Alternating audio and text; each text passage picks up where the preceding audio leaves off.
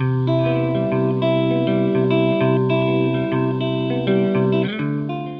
to Mom and Mind, where we dive into all aspects of perinatal mental health and wellness related to pregnancy, birth, loss, postpartum, and new parenthood. It's so much more than postpartum depression. We raise the volume on all of these topics in the hopes that someday everyone will have the support and info that they deserve before they need it. Please note this podcast is not a replacement for treatment by a professional or professional training. Welcome to Mom and Mind. I'm your host, Dr. Kat. Going through the process of trying to conceive, being pregnant, giving birth, and having a little one or two can be really challenging. And for most people, there are some hiccups along the way. For some people, it can be really difficult. But I've been really wanting to understand more about what happens for people who are already dealing with a chronic medical condition and then going through this process. And just kind of understand some of the more psychological and wellness underpinnings of what might be happening for someone, because it can complicate the process. We're going to be talking today about some of the unique dynamics that someone might face during pregnancy, conception, and postpartum, and also some of the common misconceptions. What happens for people during this time, and what might they be dealing with in a way that we don't see, or we can't see if we don't ourselves have a chronic medical condition.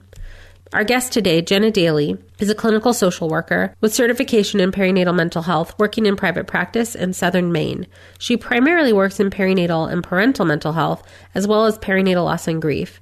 Her interest in perinatal and parental mental health was fostered by her work as an oncology social worker at Memorial Sloan-Kettering Cancer Center, with its focus on cognitive, existential, and motivational approaches. She's an advocate for and promotes articles and other information regarding perinatal mental health and all aspects of parenting.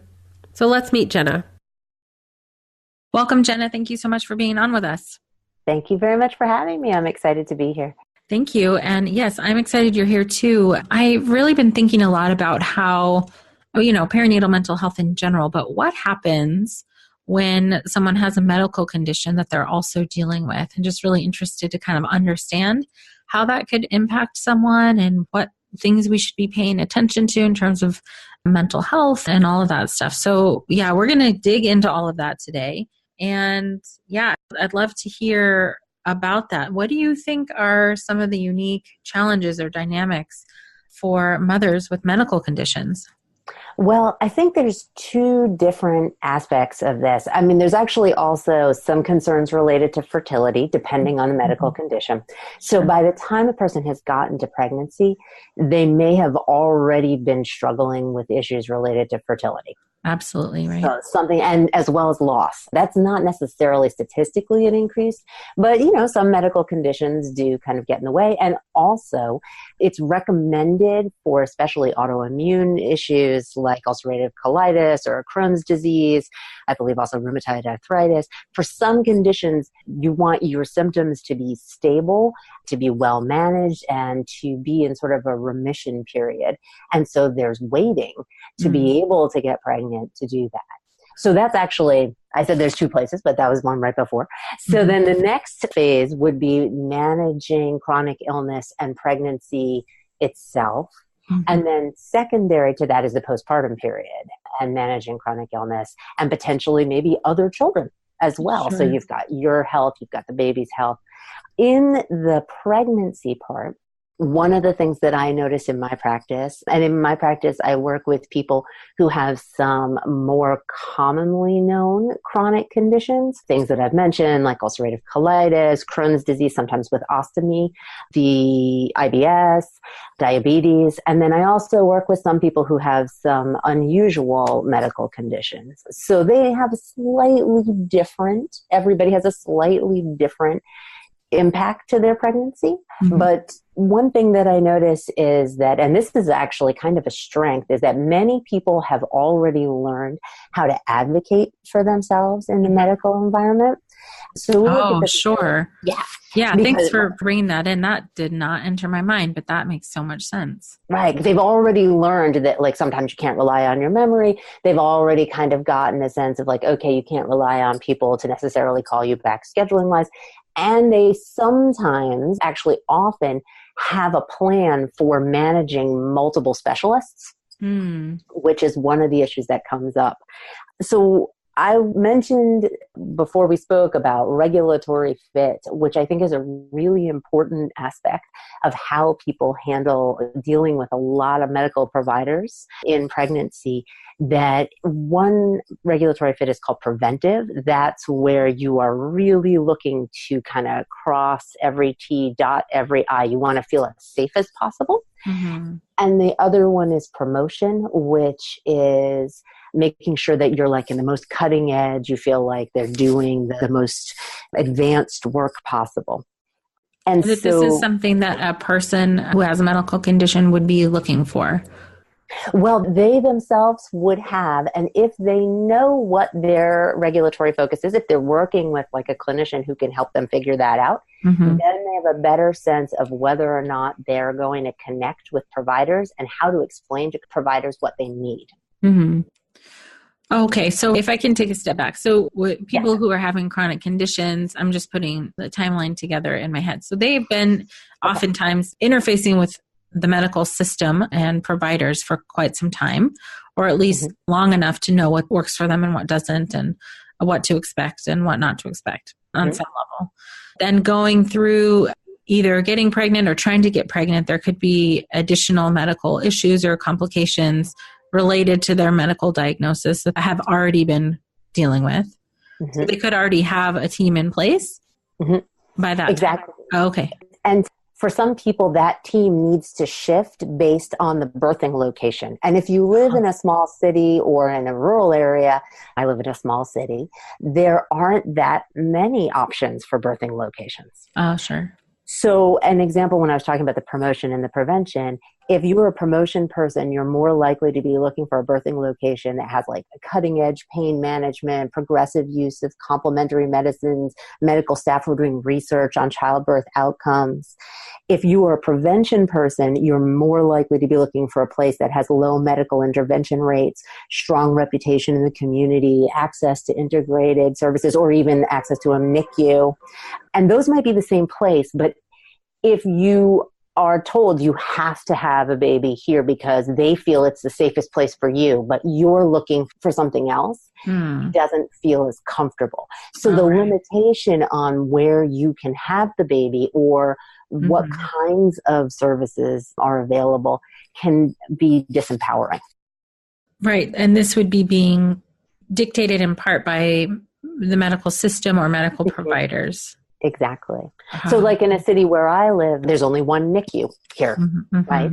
So I was reading a study in 2014 and they said that it's a German study, but they talked about that the rates of premature birth were comparable between people who were giving birth under chronic illness and people who were not, but there's still an increased likelihood of cesarean birth for people who are managing chronic illness. And that might be because of illness, or that might be because the medical staff is concerned about other issues.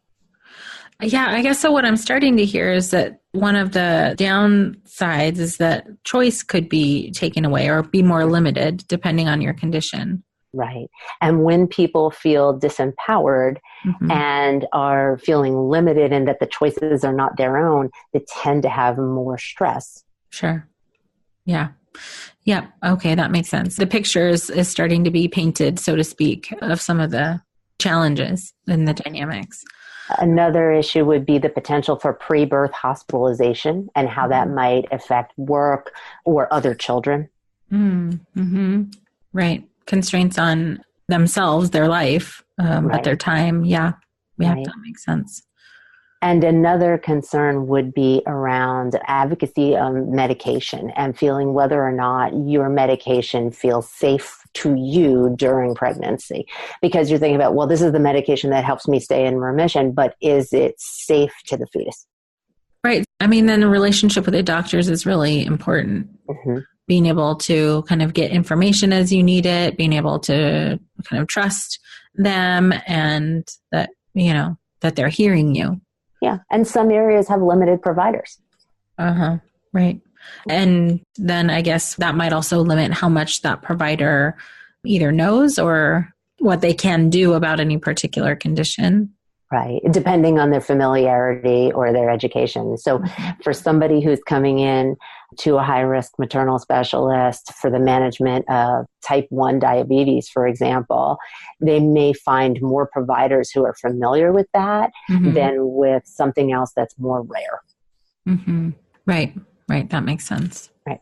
So for the people who are a little bit more prevention inclined, they often report feeling safer, though, during that period of time, because there are so many people looking and seeing what's going on in their records and checking it out, and they have high contact.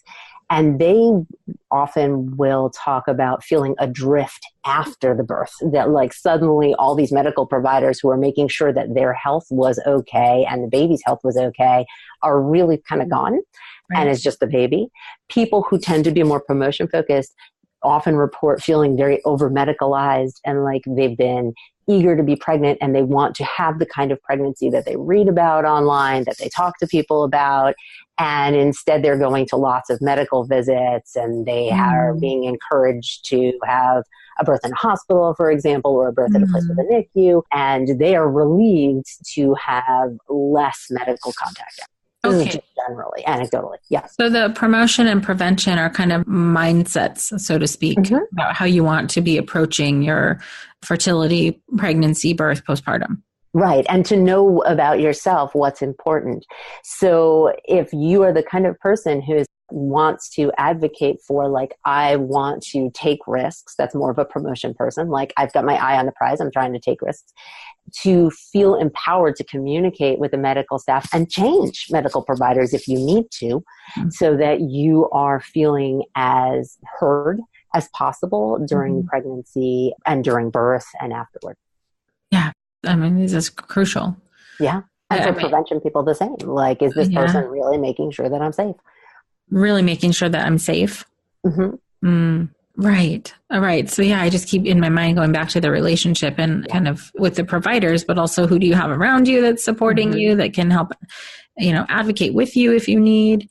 That seems like a really important factor. And who can support you. One of the things that comes up pretty frequently in all chronic illness management, in the psychosocial part of it, is not being sort of encouraged into positivity or like pushed into like, well, it's better this way. Like the doctor will tell you the right thing to do, but instead to allow the person to have their ambivalence about it so that they can own the decision that they're making. Well, that makes perfect sense. But my guess is that that's not what happens all the time. It's not, because sometimes people focus on the baby and not the person. They're like, for example, most people who are taking blood thinners have to move to heparin injections if they know that they're going to be getting pregnant during like preconception and during pregnancy and then postpartum. And if you are a person who, for example, is afraid of needles, what I hear from people is that other family members are like, well, yeah, but you got to think of the baby. Oh, sure, you're afraid of needles, but it's better this way because it's for the baby. And that may be true and is something, well, it is true, and is something that the mother herself is thinking about. However, the way decisional balance works, right, is that if you push somebody on the teeter-totter one way, they go the other. They're going to start saying, well, what about me? Like, I'm the person who has to inject myself twice a day.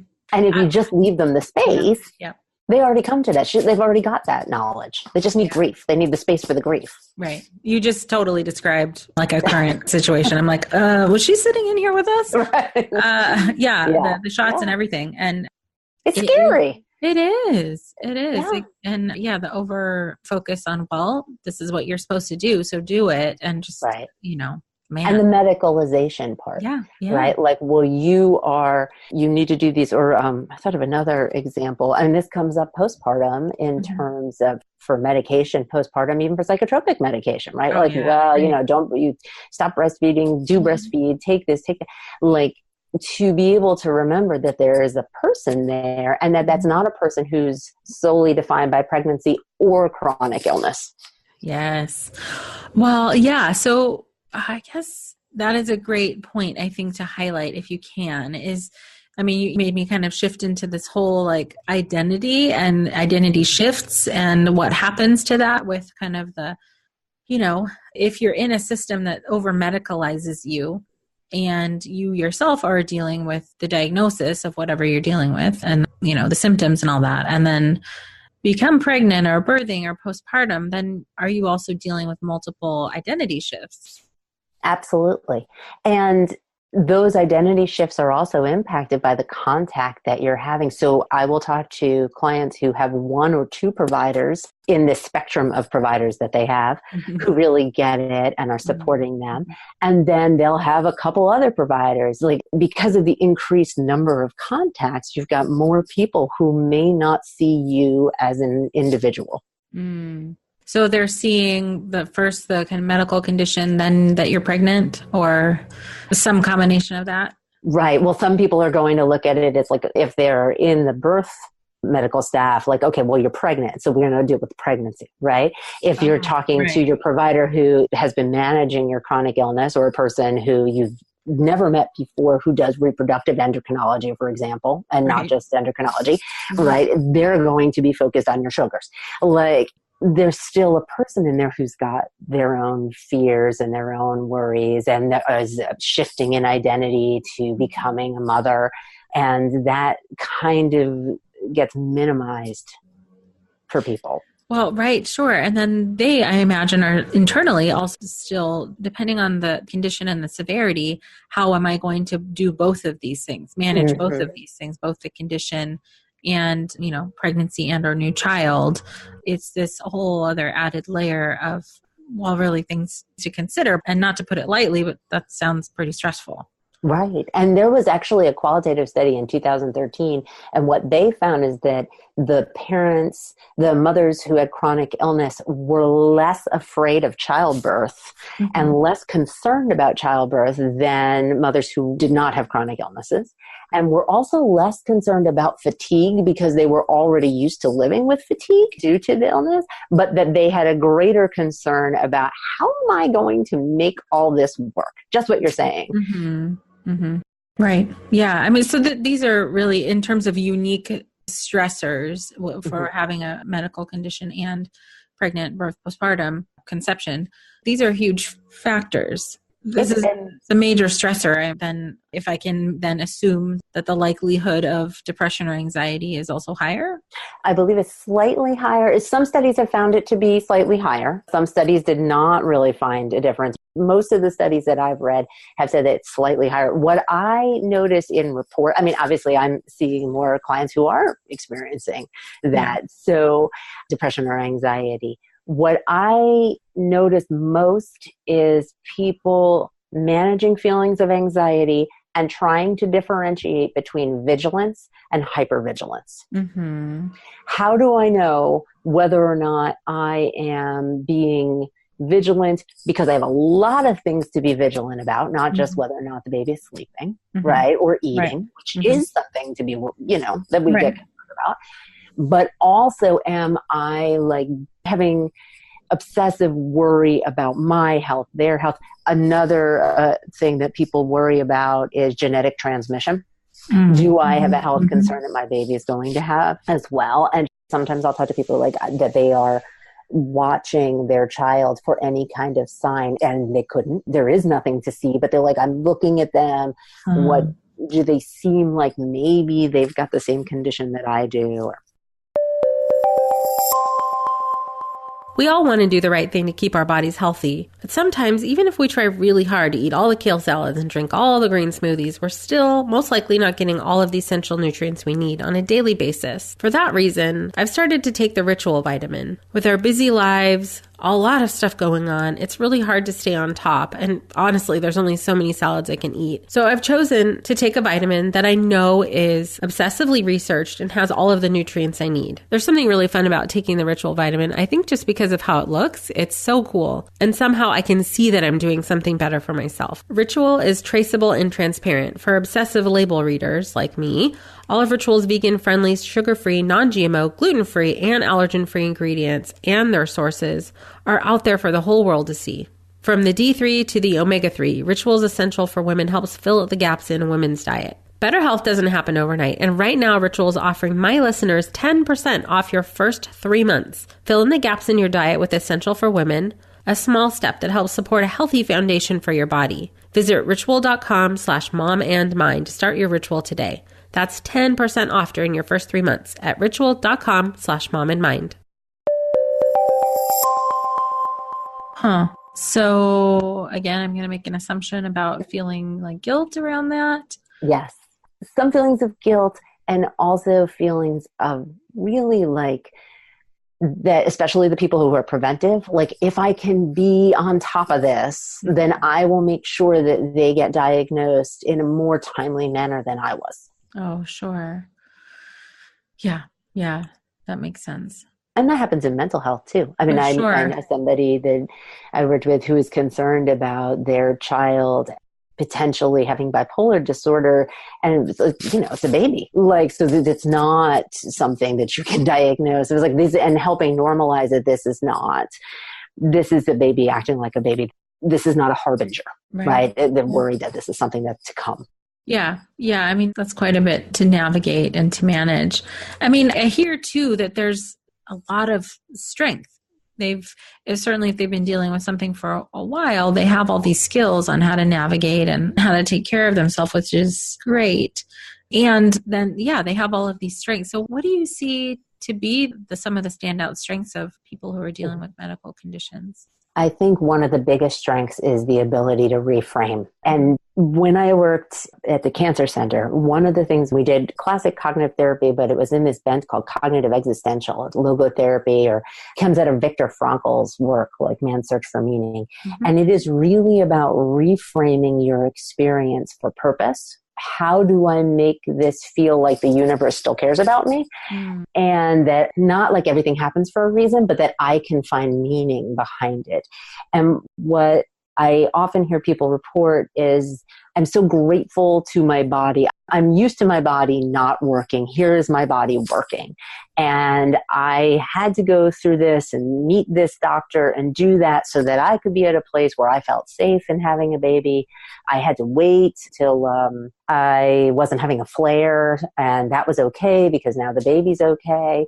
So the ability to reframe difficult situations, or even to reframe interactions with the medical environment where the doctor's not calling them back, they're less likely to go to, oh my God, they're not calling me back because they have something terrible to tell me. Mm-hmm. They're more likely to be like, yeah, that's how doctors' offices are. Right. So that sense of reframing, and also the evidence of life progressing, like this is okay. And look at something that my body can do. Sometimes if somebody is hospitalized before birth due to blood pressure rising or sugars being out of control, we can have a little bit of regression on that. Like now my body isn't doing what it's supposed to do. Yeah. And then usually we talk about that postpartum, like let's reset that belief to a belief that helps you find meaning and purpose. So meaning and purpose sound like a key part of coping. Yeah. That this is a thing that is part of my life, but not my life. So chronic illness is something that happens in my life. This is something I have to manage, but I have learned how to reframe. I have learned how to have optimism and hope because of those experiences, because of that progress. And that ability helps them move more quickly, in my opinion, to reframing postpartum. Like, okay, so the baby is not sleeping, and that is the thing that I'm going to have to live with. That's the baby's chronic condition right now. They do not sleep. Right. Or dealing with breastfeeding. Like, okay, so this, I need to go see a specialist about this, or I need to talk to someone, or I need to use a nipple shield, because they're like, well, that's the way life is, that sometimes we need to make adaptations. And that meaning that it doesn't take anything away from their sense of who they are to access advice and information and help. Okay. Yeah, that makes so much sense, that you have been through a number of things, so you have perspective to be able to draw on. Right. And you have history to be able to draw on to help you with that. So I'm curious a little bit about, if there is a difference, or what happens for people who are just finding out they have a diagnosis, let's say during pregnancy or postpartum, and then somebody who already has that condition? Well, I think a good example of that is people who are diagnosed with gestational diabetes, which of course we expect to resolve, versus people who knew that they had diabetes 1 or diabetes 2 prior to pregnancy, that their understanding and integration of the management of their sugars is much more straightforward, where I see that people I've actually been seeing and who are diagnosed with gestational diabetes seem to feel more like it is a commentary on them and whether or not they're doing a good job during pregnancy. Oh, fascinating. Yeah, that makes sense. And sort of the way that they report to me that it's communicated to them is about their effort. Sometimes the people who are talking about chronic illness also get some of that feedback, but they, speaking of strength, are able to sort of push that back to, like, I've already integrated my feelings of shame and my beliefs about myself, etc. And so they are less likely to see it as something they've done wrong versus like some assault to their identity as a parent. Like, they're already looking at, like, I'm going to be a parent who's going to be managing my sugar when I am postpartum, as opposed to people who are like, oh my God, I need to fix this right now. I did something wrong. I ate the wrong thing. What if this happens after I have the baby? Like, what if I let down my guard? And so they tend to move more towards, when I was talking about vigilance and hypervigilance, they tend to, in my experience, move more towards hypervigilance and really checking numbers and, like, also resistance, like, or saying, I'm not going to do it at all. Right. Again, talking about prevention and promotion, like, they're like, I don't want you telling me what to do. Don't tell me I'm a bad mother already. And that belief. And I don't experience that as much with people who are like, yeah, we knew this was going to happen. Yeah, I knew I was going to have to do this. Like, okay. This is part of the deal. This is part of it. Right. I want to have a kid. This is part of the deal. Yeah. Wow. Yeah. Thanks for that example. That makes so much sense when you say it like that. That's, gosh, if you're dealing with something already, it just kind of folds in a different way than having new information while you're already dealing with a new experience. And I think I've also noticed that a person who's been dealing with chronic illness for a longer period of time tends to be a little bit more comfortable accessing second opinions and other specialists. Again, because they've got an increased comfort often with having to do medical advocacy. Yeah, that makes sense. It also makes me wonder, like, let's say for us who either don't have medical conditions and have never experienced anything like this, or are in the position to be supporting people who have a medical condition, what are ways that we can better support them? I mean, yes, they could be their own advocates, but what can we do? For people who are listening who are not clinicians, definitely some of the practical help aspects of picking up medications for people, helping with household tasks, offering childcare for appointments, or offering, because sometimes people don't want to leave their baby, right? Depending on how anxious they're feeling, or just generally, they don't know when they're going to need to eat again. Coming to appointments with them to be a second ear, to be the person who's writing down, like, what the doctor said. Oh, cool. Yep. That's something that, like, in the Cancer Center, they highly advocate, is having at least one other person, because you feel flooded, right? And you're, like, so overwhelmed, and hormones and everything else, and you might be in pain, like, to have somebody else there who can write down the most important things. And the other thing I think for clinicians as well as for family members is what I mentioned before about not reframing to the positive. Nor minimizing. Like, if someone says, I am feeling pain, I am really exhausted, and sometimes this comes up with couples work, like, this is not necessarily the kind of pain or the kind of exhaustion that you yourself have experienced. Right? It is beyond that. And you don't have to create a comparison, or you don't have to understand it to be able to say, like, tell me about that. Yes. Talk to me about that. What does that mean to you? I was talking to someone once, and we were talking about, you know, when there's a button to open the door, you have kids, right? Like, my kids love to run up and hit the wheelchair accessible buttons. Right. and that they had been in a local hospital and that the buttons were like not really, like you would have like a super fast motor to hit the button and still get all the way down the hallway to where the door was. Gosh. Like, yeah. And that is like, I might go in there and see like, oh good, they've got a door that opens with the button. But I'm not thinking about like, what would that mean to hit that button and have crutches and try to get through. Like, so to hear and believe those experiences and to sit with our own helplessness that we can't make it better. Yeah. And kind of like the circle of grief to move that out and not bring that back to the person. Mm-hmm. Right. You don't need to put that on the person who's having a hard time. Right. Yeah. Right. Yeah. Yeah. If they don't, right, a lot. Right. If they don't really think, if for them talking about management of chronic illness is secondary to what's going on with their postpartum experience, then we don't talk about that. Mm-hmm. Like I'll say, hey, have you thought about the impact of that? And they say, oh yeah, I did, or no, I didn't. And we talk about, but like, if someone says like, if this isn't the part of my identity, like that's not who I am right now, like that's not the part that's the most important for me to talk about, then to believe them. Right. So I think this is where our own kind of personal bias or misconceptions maybe about how another person is doing or should be doing considering their medical condition, that like we as people who aren't experiencing it are saying things to them based on our assumptions. Right. Our own assumptions. And sometimes if you just lovingly kind of keep your mouth shut and listen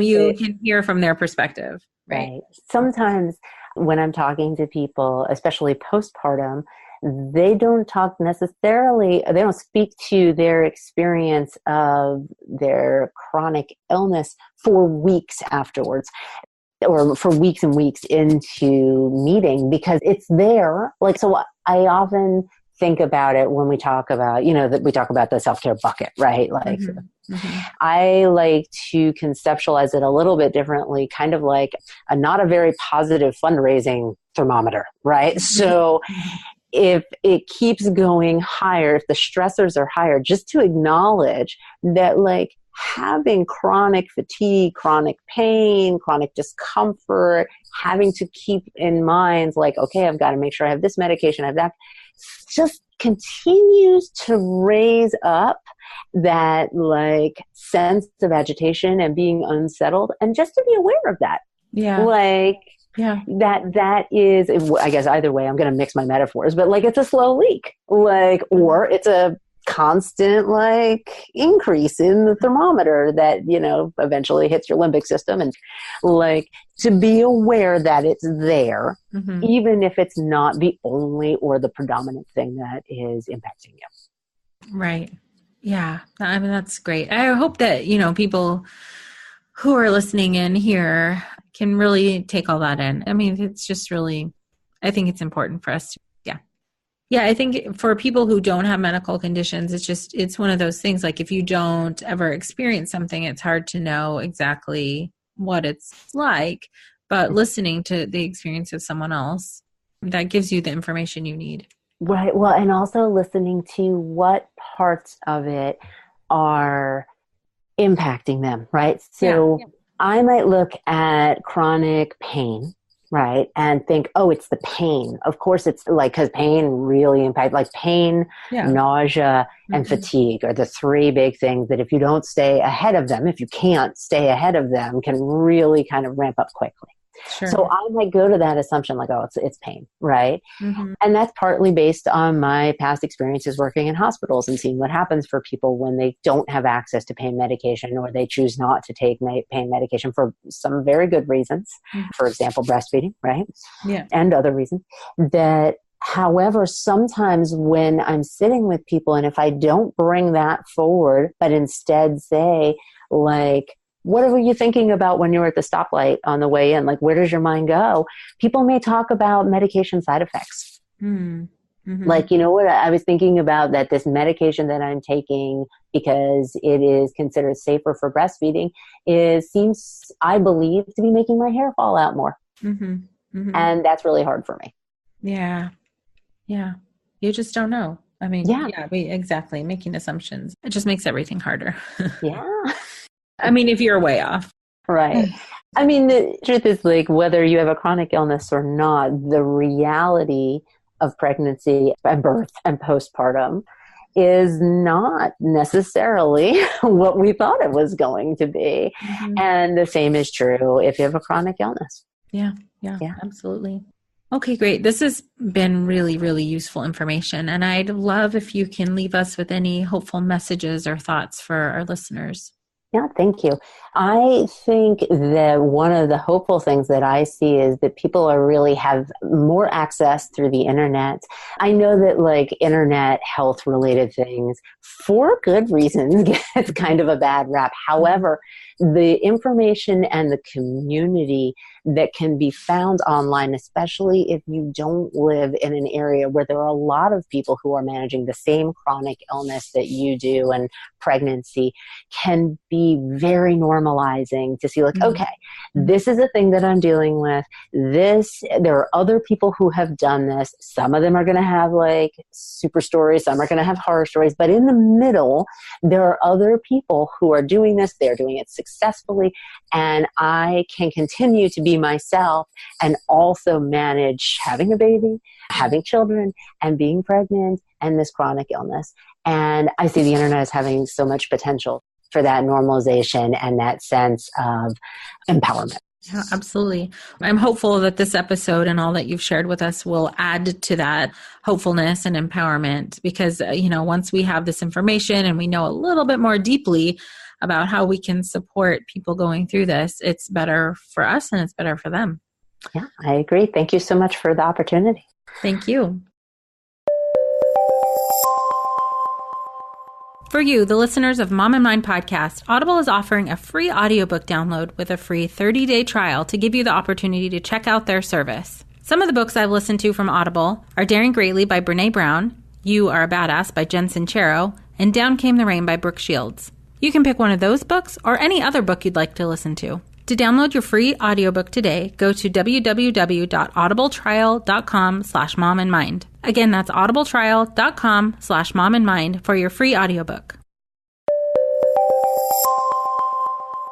Thank you again so much, Jenna, for bringing some perspective to all of us. Certainly for those of you who have a chronic medical condition, I really hope that we touched on some things that are important for you that you really want to make sure people understand. If you guys would like to get connected with Jenna, you can go to JennaDalyLCSW.com or find her on her Facebook page at Grounded Parent. Thank you for listening to this episode of Mom and Mind. We would love to have you as a subscriber, and please do share this as far and as wide as possible so that everybody who needs this information can have it before they need it. That's it for today. Until next time. Thank you so much for joining us today. Please share this podcast. Together we can support moms and families so that no one has to deal with this alone. Come connect with us at momandmind.com.